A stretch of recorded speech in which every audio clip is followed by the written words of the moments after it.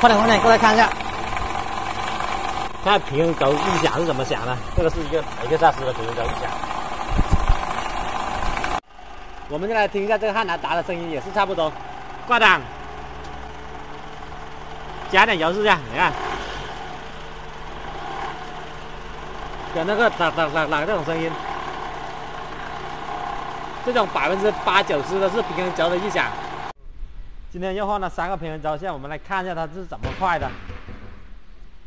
你看这种一般的话，我们检查的话，你转这个，你看这里面是定的，然后这里是松动的。